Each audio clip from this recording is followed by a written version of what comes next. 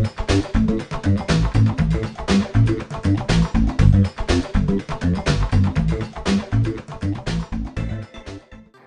in an alleyway in Elizabeth, New Jersey, and I'm going to be honest with you.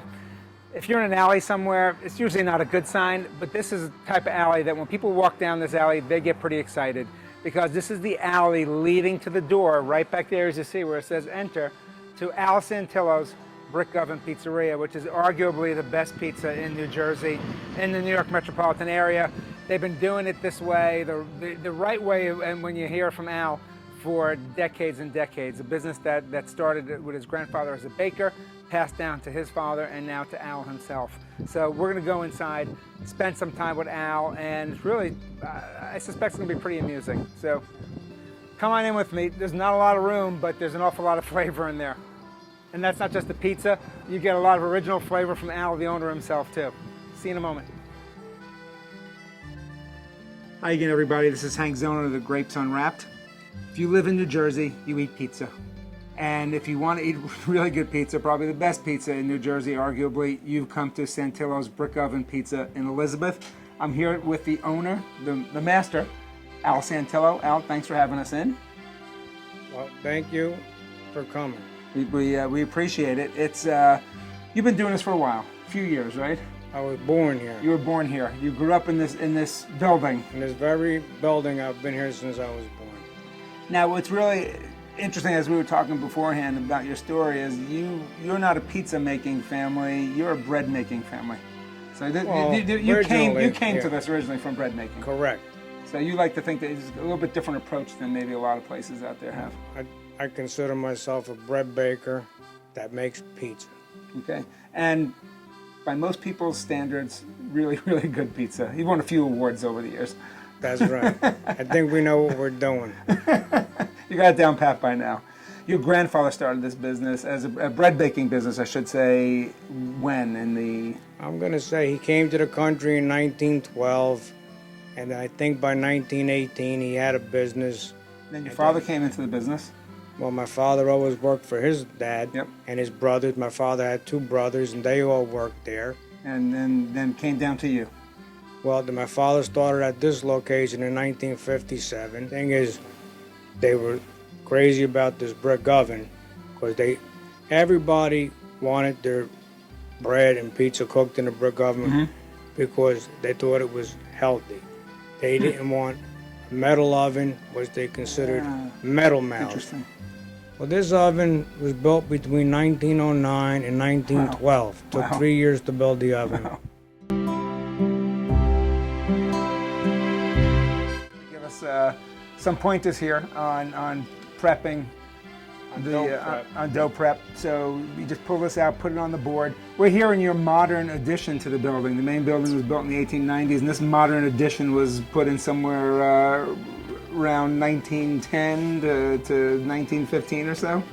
I think 1909 to 1912, that's what it says on the papers I read. Okay, all right. So this is the modern edition. This is where you do your dough prep. He wants it to see prep. This is prep. This is a good workout, isn't it? Yeah. And this is the enjoyable part of the work. This is why I like being a baker. I like doing this part of the job myself. I don't want to turn this over to hired help. Because you've done it for a couple of years now. Yeah. And and in the past couple of years, you figured out how to do it, yeah, and you know when it's just right?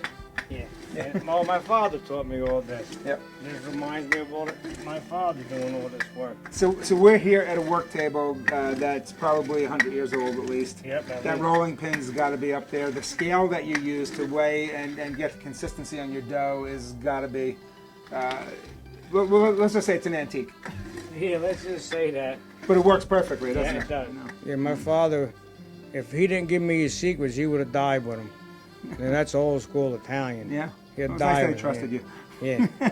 And he got a few recipes that really work, and that's what we do. We make less things, but we make them better. You came into this business in a flour bag. That's how we got. I came in a flour bag. The stork delivered you in a flour bag. No, I came in a flour bag. Somebody else came in a stork. So we're gonna go inside and then see the next stage of pizza. Now we're seeing the master at his best. He's going to make a pizza because that's what I'm here for. I'm here to taste the pizza.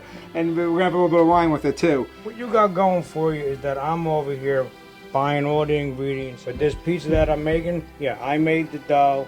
You grated that cheese. I grated the cheese.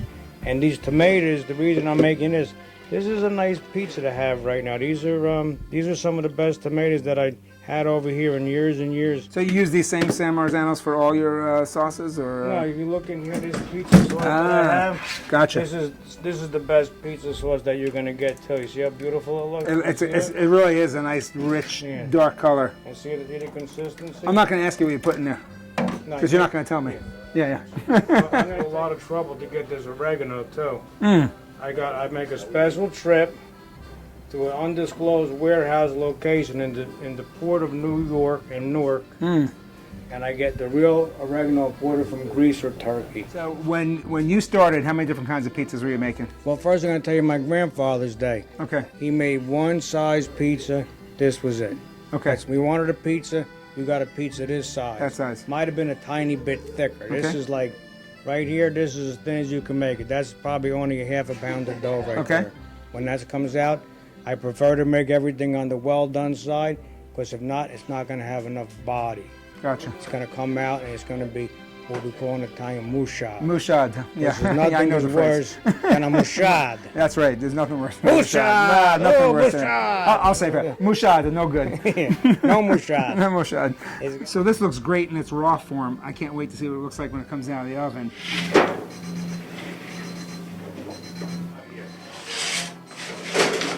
Now I'm going to check it. See how it looks? This is how you inspect it. See how the bottom looks? Yep. It really, Yep. that's perfect. It can't be any better. Can you see that? Yeah. It sounds good. Yeah. Hear that? Yep. Yeah. Beautiful.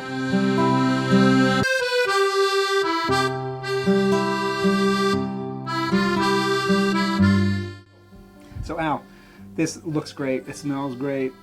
It sounded great when you were taking it out of the oven. I mean, it really did. I mean, people could actually hear how the pizza sounded as it was coming out of that beautiful oven. So now the best part is we're going to taste it. And one of the things I always do is I always bring it back to wine, because that's what I do. Now, traditionally, you can have all different kinds of wine with different pizzas. I brought a few here just to kind of point out. A Montepulciano d'Abruzzo, which is from south of Italy, which is really a great pizza wine. This here is quite a fiasco.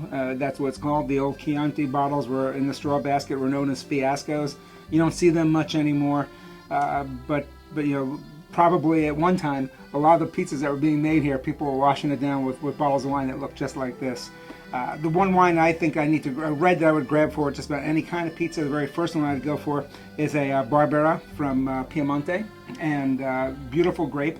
I picked one from Odero. Odero is an excellent Barolo producer. So my kind of rule of thumb is if you're in Piemonte and you're making great Nebbiolo-based wines like Barolos and Barbarescos and Nebbiolo, that your Dolcettos and your Barberas are probably really good too. So I think this is the one I'm going to pour for us to toast with, while you, I guess, give us a little cut of that pizza. It even sounds good cutting. And I don't need to put anything on this pizza except my mouth. So,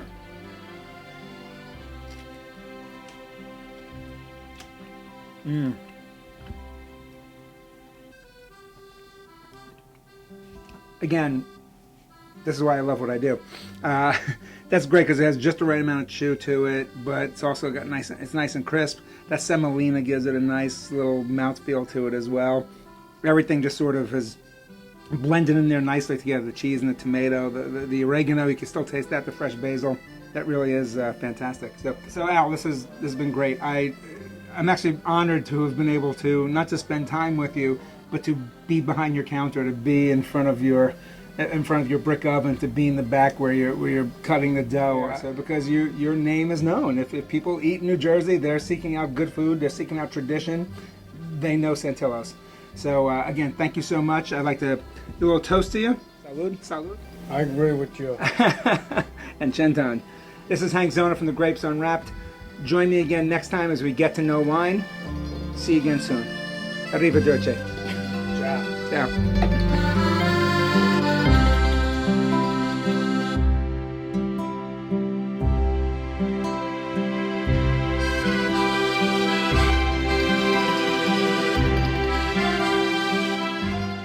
I said, I could tell you everything I know, but you're still 40 years behind me. How's that helping you? He goes, yeah. Let you make the pizza.